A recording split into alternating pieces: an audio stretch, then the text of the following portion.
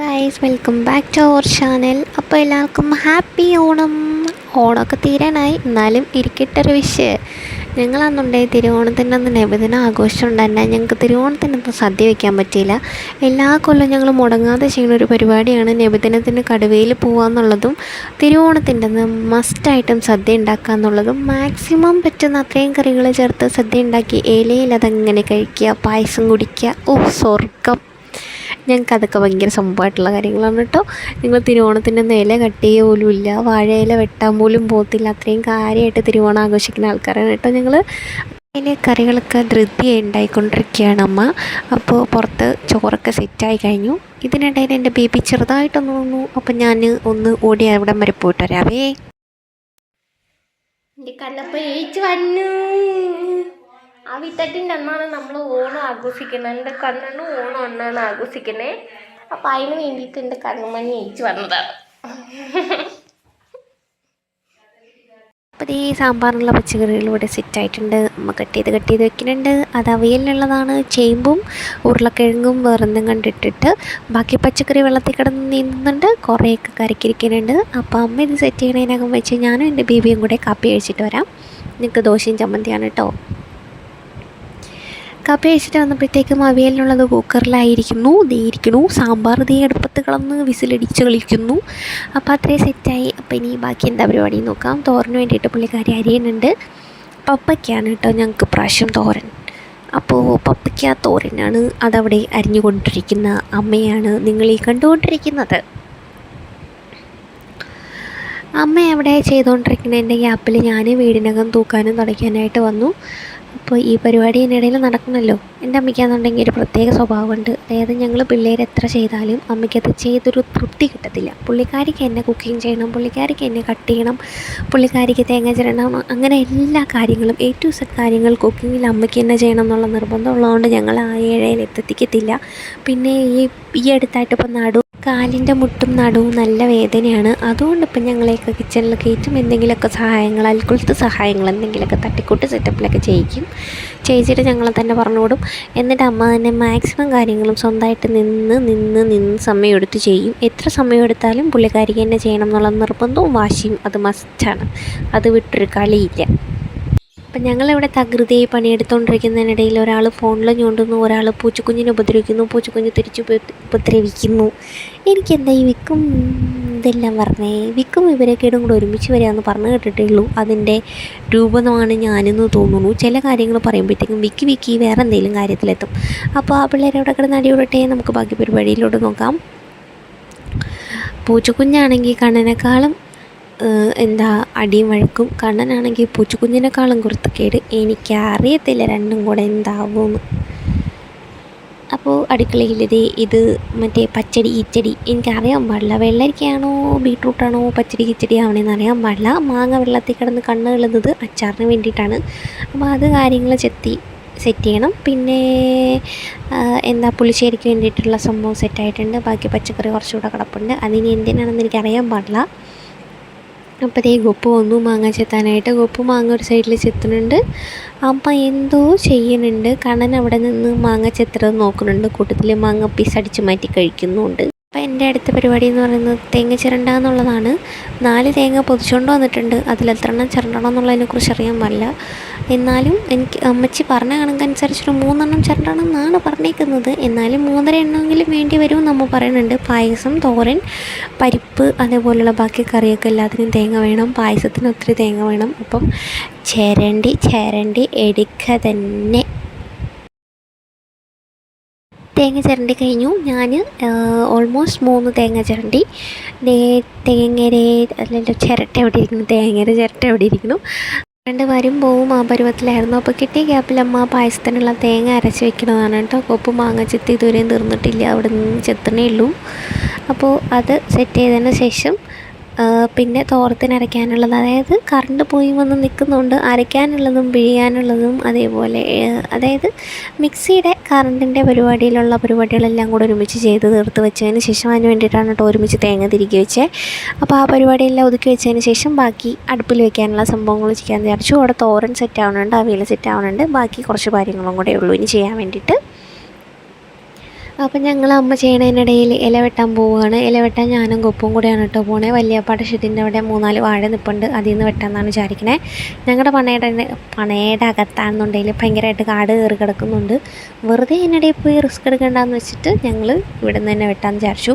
കൊപ്പാന്നുണ്ടെങ്കിൽ ഉള്ള ഇല, അതായത് അത്യാവശ്യം വലിപ്പത്തിലുള്ള ഇലയെല്ലാം നീളത്തിൽ കുറയ്ക്കും.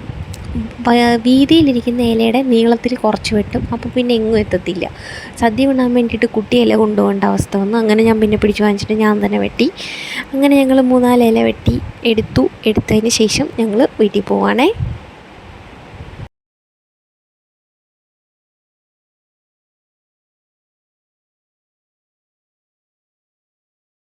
ഇല വെട്ടി തിരിച്ച് വീട്ടിലെത്തിയപ്പോഴത്തേക്ക് അമ്മ പായസത്തിനുള്ള തേങ്ങയൊക്കെ പിഴിഞ്ഞ് മാറ്റി വയ്ക്കുന്നുണ്ട്. അപ്പോൾ അത് തകൃതിയായി ഇവിടെ നടക്കുന്നു. പായസത്തിനുള്ള അണ്ടിമുന്തിരി ബാക്കി സംഭവങ്ങളെല്ലാം ഇരിപ്പുണ്ട്. പപ്പടം പൊള്ളിക്കാനുള്ളത് അവിടെ ഇരിപ്പുണ്ട്. അടുപ്പിൽ ബർമസല്ലിയുടെ സാധനം നെയ്യിൽ വഴറ്റിക്കൊണ്ടിരിക്കുന്നു. അപ്പുറത്ത് അടുപ്പിൽ ചവ്വരി വെന്തുകൊണ്ടിരിക്കുന്നു. ചവ്വരി ഇളക്കുന്നു, ബർമസല്ലി ഇളക്കുന്നു, ചവ്വരി ഇളക്കുന്നു, ബ്രഹ്മസല്ലി ആ സംഭവം ഇളക്കുന്നു. ഇതിലേതാണെന്ന് അറിയാൻ പാടില്ല. അപ്പോൾ അതിനകത്ത് അമ്മ തേങ്ങാപ്പാലുണ്ടെന്ന് ഒഴിച്ചിട്ടുണ്ട് കേട്ടോ, വേവിച്ചെടുക്കാൻ വേണ്ടിയിട്ട്. പായസം അവിടെ ആക്കിക്കൊണ്ടിരിക്കുന്ന ഗ്യാപ്പിൽ നമ്മൾ കുളിക്കാൻ കയറി. എൻ്റെ കണ്ണൻ മുന്നേ കയറി പോയി കുളിയും തുടങ്ങി.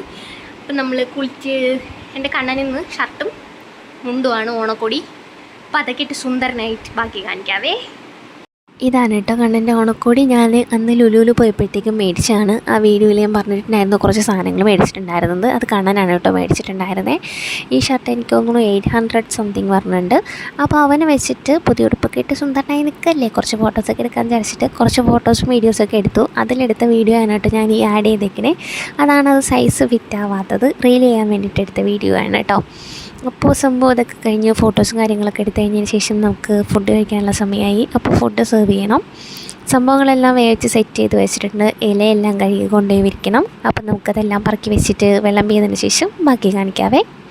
എല്ലാം വിളമ്പി, ഇല വെട്ടി, കറികളെല്ലാം വിളമ്പി. എൻ്റെ കണ്ണനൊരു സൈഡിൽ നിന്ന് കഴിച്ചു തുടങ്ങി. പുള്ളിക്ക് നല്ല വിശപ്പ് കയറിയിട്ടുണ്ടായിരുന്നു. സാധാരണ കഴിക്കണേന്ന് സമയം താമസിച്ചു. അതുമല്ല അവൻ്റെ മുമ്പിൽ ഇങ്ങനെ ചോറ് കൊണ്ട് വെച്ച് കഴിഞ്ഞാൽ അവൻ സ്വന്തമായിട്ട് വാരി കഴിക്കാൻ മാക്സിമം ശ്രമിക്കും കേട്ടോ. അവൻ അതിനോടാണ് താല്പര്യം. ആരെങ്കിലും വാരി കൊടുക്കുന്നതിനോട് അവന് വലിയ കമ്പമില്ല. അപ്പം ഞാൻ ഓരോരോ കറികളായിട്ട് ഇങ്ങനെ ഒഴിക്കുന്നുണ്ട് ഇലയിലോട്ട്. എൻ്റെ കണ്ണൻ അവിടെ ഇരുന്ന് പാവം നുള്ളിപ്പുറക്കി തിന്നുന്നുണ്ട്. ഇപ്രാവശ്യം ഓണസദ്യ സ്വന്തമായിട്ട് കഴിക്കട്ടെ എന്നാണ് കേട്ടോ ഞങ്ങളുടെ തീരുമാനം. അപ്പോൾ പപ്പടം വെച്ചു, കറികളെല്ലാം വിളമ്പി. ഇതാണ് കേട്ടോ ഞങ്ങളുടെ ഓണസദ്യ കറികൾ. ഇതൊക്കെയാണ് പറഞ്ഞത്. ഒത്തിരി കറികളൊന്നുമില്ല. ചിപ്സും മറ്റേ ശർക്കര വരട്ടി ഞങ്ങൾ കട്ട് ചെയ്തു. കാരണം അതിവിടെ വലിയ താല്പര്യമില്ലാത്ത സംഭവങ്ങളാണ് അത് രണ്ടും. അതുകൊണ്ട് അത് രണ്ടും കട്ട് ചെയ്തു. എൻ്റെ പപ്പടവും കൂട്ടി പരിപ്പും കൂട്ടി ചോറ് കഴിക്കുന്ന രംഗമാണ് നിങ്ങൾ ഈ കണ്ടുകൊണ്ടിരിക്കുന്നത്. പാവം എൻ്റെ കൊച്ചുകുട്ടിക്കൊക്കെ കഴിക്കുന്നു.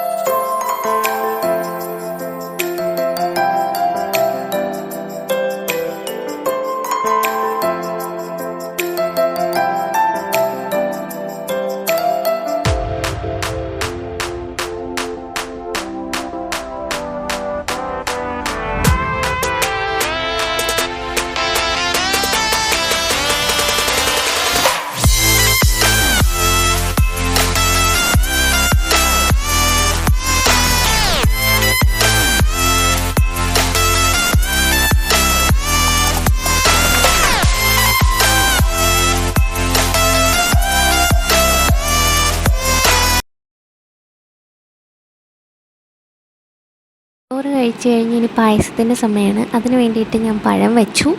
ഇനി നമുക്ക് ബോളിയാണ് കേട്ടോ. പഴവും ബോളിയും പപ്പടവും പായസവുമാണേ. അപ്പം ബോളി തിരക്കി അന്വേഷിച്ച് നടന്നിട്ട് ലാസ്റ്റ് ഇന്നലെയാണ് ബോളി കിട്ടിയത്. അപ്പോൾ ബോളി വെച്ചു. എല്ലാവർക്കും വെച്ചു കേട്ടോ ബോളി. ബേബിക്കാണെന്നുണ്ടെങ്കിൽ ബോളി അത്ര കമ്പമില്ല. അതേപോലെ അവന് പായസത്തിനോടും വലിയ താല്പര്യമില്ല. എങ്കിലും അവനൊരു ലേശം തൊട്ട് നിൽക്കാൻ വേണ്ടി കൊടുത്തിട്ടുണ്ടായിരുന്നു. എന്നിട്ടും പെറമ്പെടുക്കുന്ന പോലെ കാണിച്ചു. അപ്പോൾ പായസം ഒഴിച്ചു. അത് കഴിഞ്ഞ് അതിൻ്റെ ആ ഒരു മത്ത് മാറാൻ വേണ്ടി ലേശം ചോറിട്ടു. കുറച്ച് പുളിശ്ശേരി എൻ്റെ മണ്ടയ്ക്ക് ഒഴിക്കുകയാണ്. എന്നിട്ട് അതിനെയും വാരി കഴിച്ചു. അപ്പോഴത്തേക്കും ആ മത്തും കാര്യങ്ങളൊക്കെ അങ്ങ് മാറിക്കിട്ടി. സദ്യ അപ്പോൾ കഴിച്ചു കഴിഞ്ഞു. സദ്യയുണ്ട്, ഇലയും മടക്കി ഓണം ഇതോടുകൂടി അവസാനിച്ചിരിക്കും. ഓണം തീർന്നു പോയി. വീഡിയോ കുറച്ച് ഫോട്ടോസ് ഞാൻ ആഡ് ചെയ്തിട്ടുണ്ട് കേട്ടോ. ഒരു 3-4 ഫോട്ടോസ് സൈസിൽ വ്യത്യാസമുള്ളതുകൊണ്ടാണ് കേട്ടോ കട്ടായതുപോലെ കാണണേ. നിങ്ങൾ ഒന്നിൻ്റെ ഉള്ളിൽ ഒന്നായിട്ടിരിക്കുന്നത് കാണണേ. അത് അരോചകമായി തോന്നുന്നുണ്ടാവാം. ഞാനൊരു കമ്മ്യൂണിറ്റി പോസ്റ്റ് ഇട്ടിട്ടുണ്ടായിരുന്നു. അപ്പോൾ നിങ്ങളുടെയൊക്കെ ഓണം എങ്ങനെ ഉണ്ടായിരുന്നു? അടിപൊളിയായിരുന്നോ? അതോ ഞങ്ങളുടെ ഓണം പോലെ തിരുവോണത്തിൻ്റെ അന്ന് സദ്യ ഉണ്ണാതെ ഓണം മാറിയാണ് ഉണ്ടത്. തിരുവോണം അവിട്ടം ചതയം, ഞങ്ങൾ അവിട്ടത്തിൻ്റെ അന്നാണ് കേട്ടോ ഓണം ആഘോഷിച്ചത്. ചതയത്തിൻ്റെ അന്ന് മറ്റേ നോൺ വെജൊക്കെ കഴിച്ച് ഓണം അവസാനിപ്പിക്കുകയല്ലേ ചെയ്യുക. അപ്പം നിങ്ങളുടെ എല്ലാവരുടെയും ഓണം എങ്ങനെ ഉണ്ടായിരുന്നു എന്ന് കമൻറ്റ് ചെയ്യാൻ മറക്കണ്ട കേട്ടോ. ചാനൽ ആദ്യമായിട്ട് കാണുന്നവരെ സബ്സ്ക്രൈബ് കൂടെ ചെയ്തിട്ട് പോണേ. ലൈക്ക് ചെയ്യാനും ഷെയർ ചെയ്യാനും പിന്നെ പറയണ്ടല്ലോ. അപ്പോൾ happy Onam guys. Bye bye, see U.